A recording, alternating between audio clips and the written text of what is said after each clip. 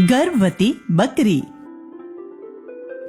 एक रामपुर नाम के गांव में मूलचंद्र नाम का व्यक्ति रहा करता था। उसका मुख्य काम खेती बाड़ी था, परंतु वो कुछ बकरियों को भी पाला करता था। मूलचंद्र जब खेत पर काम करने जाता तब बकरियों को घर में ही बांध कर चला जाया करता था। शाम जब काम से वापस आता तब उन बकरियों को घुमाने ले जाता। बकरियां दिन भर घर में एक ही जगह बंधे रहकर ऊब जाती थी। वह सब भी जब शाम को खुले आसमां में घूमती तो उन्हें तो बहुत आनंद मिलता। मूलचंद्र ने अपनी सभी बकरियों को नाम दे रखा था। सभी बकरियां मूलचंद्र की आवाज को पहचाना करती थी। सभी बकरियों में एक बकरी का नाम मूलचंद्र ने भूरी रखा था। कुछ दिनों से भूरी अजीब सा बर्ताव कर रही थी। मूलचंद्र यह समझ नहीं पाया कि उसकी बकरी ऐसा क्यों कर रही है। बिल्कुल आलसी ही हो गई थी। बुलाने पर सुनती भी नहीं थी, सिर्फ आराम से जमीन पर बैठी रहती। एक दिन मूलचंद्र ने गांव के एक ही वैद्य को बुलाने का सोचा। वह वैद्य को लेकर आया और उसने भूरी को दिखाया।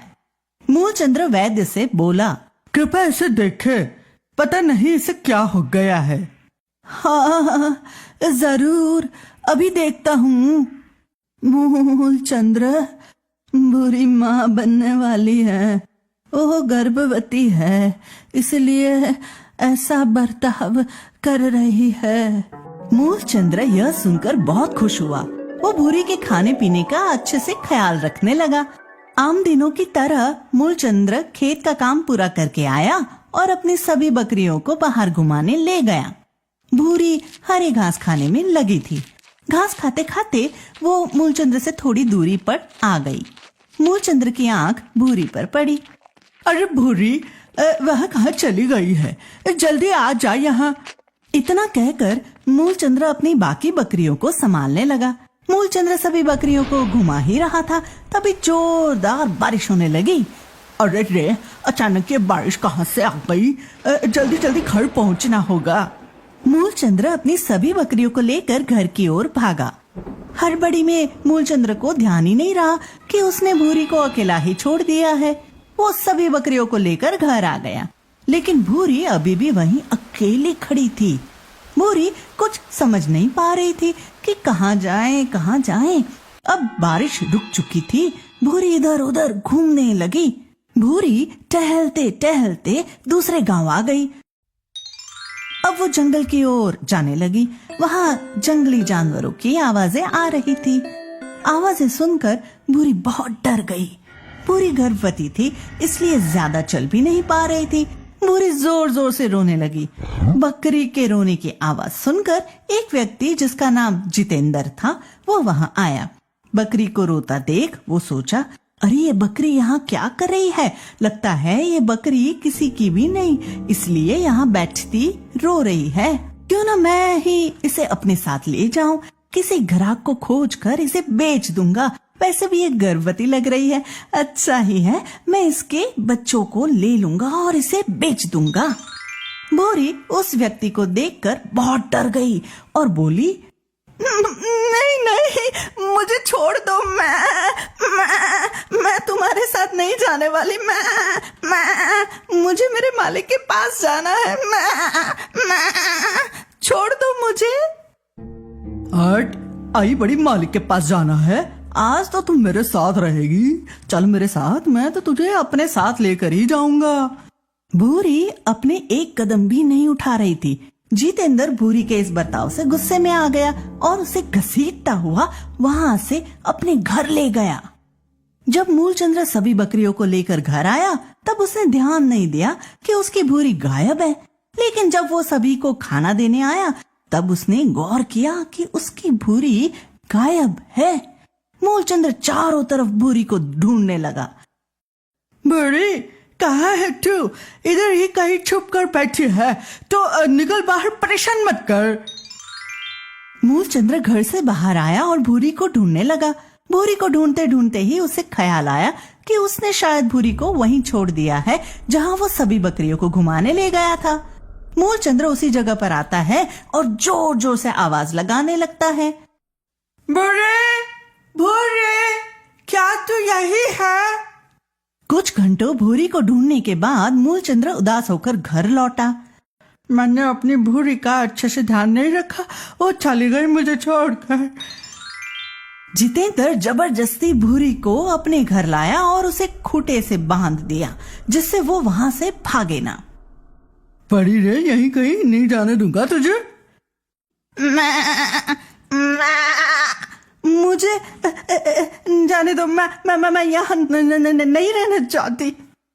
तू अभी गर्भवती है, इसलिए मैं तुझे ज्यादा कुछ बोल नहीं रहा हूँ। नहीं तो मैं अभी मार मार कर तेरा वो हाल करता कि तू खुद को भी नहीं पहचान पाती। जितेंद्र निर्दयी किस्म का इंसान था, उसे जानवरों पर जरा भी दया नहीं आती। गांव में कुछ लोग बकरी के दूध की मांग करते थे। जितेंद्र ने सोचा क्यों ना इस बकरी के दूध को निकालकर बेच दूं और इससे जितने पैसे आएंगे मैं रख लूंगा। कुछ महीनों बाद ये बच्चे को जन्म दे ही देगी, तब मैं इसे बेच दूंगा। बेचारी भूरी इन सभी बातों से बेखबर थी। हर वक्त वो अपने मालिक को ही याद किया करती। जितेंद्र आसपास से घास काट कर लाया और भूरी के सामने फेंकते हुए बोला, ला अबे जल्दी से खा ले इसको।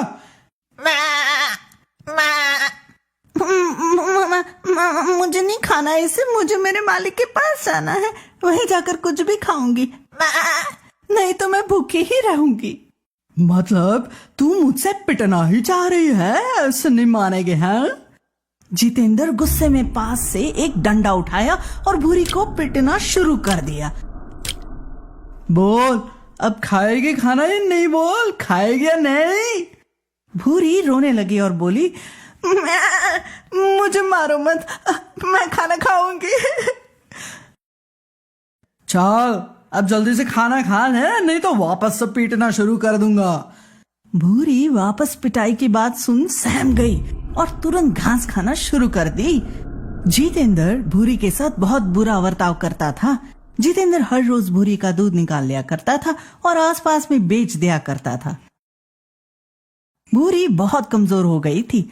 भूरी के बच्चे को भी सही पोषण नहीं मिल पा रहा था। एक दिन जितेंद्र भूरी के पास आया और बोला, सुन, हर रोज तेरे नखरे से परेशान हो चुका हूँ। अब कुछ दिनों में तेरा बच्चा जन्म ले लेगा, मैं उसे तुझसे ले लूंगा और तुझे बेच दूंगा, फिर रहना जैसे रहना होगा। क्या अब तुम मुझसे मेरे बच्चे को भी अलग कर दोगे? और कितना गिरोगे तुम? इतना काफी नहीं? ज्यादा मत बोल, तुम मुझे मिली है, मैं जो चाहूंगा वो कर सकता हूँ तेरे साथ। मूलचंद्र के गांव में बकरी का दूध बेचने वाला व्यक्ति सिर्फ वही था। आसपास के गांव में भी वही बकरी का दूध पहुंचाया करता था, लेकिन बहुत दिनों से कोई भी उसे दूध लेने नहीं आया। मूलचंद्र को शक हुआ। वो सोचा, अचानक ऐसा कैसे हो सकता है? उसने पता लगाया कि एक और व्यक्ति बकरी का दूध बेचना शुरू कर दिया है। लगता है ये कोई नया इंसान है जो बकरी के दूध बेचने लगा है। कौन है, एक बार इसे मिल लूं। मूलचंद्र पता पूछता पूछता जितेंद्र के घर तक पहुंच गया। वहां मूलचंद्र ने देखा कि उसकी भूरी एक खूंटे से बंधी हुई है। भूरी की हालत देख मूलचंद्र तुरंत भूरी के पास आया। भूरी, तू यहाँ कैसे आ गई और तेरी ऐसी हालत किसने की है? मूलचंद्र को देखकर भूरी की आंखों में चमक सी आ गई। मालिक, आप आ ही गए मुझे लेने। भूरी ने सारी बातें मूलचंद्र को बताई। जितेंद्र आवाजें सुनकर घर से बाहर आया। कौन है? मैं हूँ, इस बकरी का मालिक। तुम्हारी हिम्मत कैसे हुई है मेरी भूरी को यहाँ लाने की? है ये कोई तुम्हारी भूरी नहीं है, ये मेरी बकरी है, ये मुझे मिली है जंगल से। मालिक, यही है वो व्यक्ति जिसने मेरी ऐसी हालत कर दी। इसने मुझे बहुत मारा है। मेरे सारे दूध यही निकाल कर ले जाता है और सभी को बेचता है। मूलचंद्र ने भूरी को खूंटे से खोल दिया। चल भूरी मेरे साथ, और तुम सुन लो, आज के बाद कभी भी मेरी भूरी की तरफ आंख उठाकर भी देखने की कोशिश की ना तो समझ लेना। मूलचंद्र भूरी को उस निर्दयी जितेंद्र के पास से छुड़ाकर वापस अपने घर ले गया।